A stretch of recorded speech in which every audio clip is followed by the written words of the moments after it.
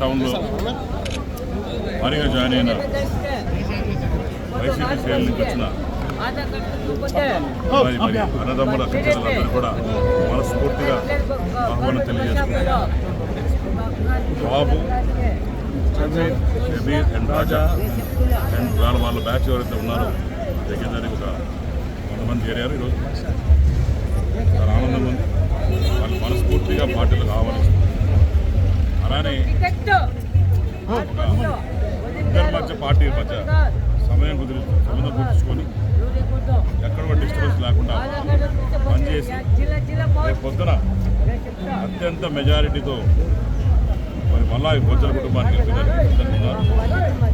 తప్పకుండా వచ్చే రోజుల్లో తెలుగుదేశం పార్టీ గెలవడం అనేది సత్యం. అటు తెలుగుదేశం పార్టీ, జనసేన, బీజేపీ కలయిక ఇంతవరకు చూసే ఈ రకంగా ముందు మళ్ళా కూడా ప్రపంచం రాబోతుంది. వారు వన్ సైడ్ అయ్యింది ఇప్పటికీ. దీంట్లో మరి బ్రహ్మాండంగా మరి ఇక్కడ కూడా చూసి చాలామంది ముస్లిం సోదరులు కావచ్చు, బీసీలు కావచ్చు, అందరూ కూడా జాయిన్ జరిగింది. రేణిగుంటలో ఇంకొక వారం రోజుల్లో ఇంకొక మంచి న్యూస్ ఉంటుంది మీకు.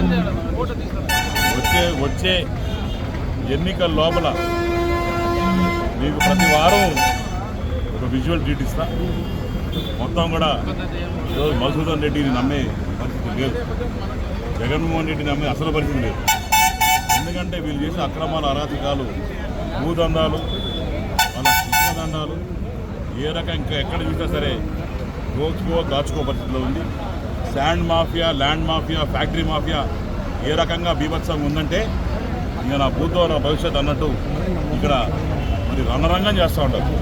ఇక్కడ కొంతమంది లాయర్లు చేరినారు, కొంతమంది నేతలు చేరినారు.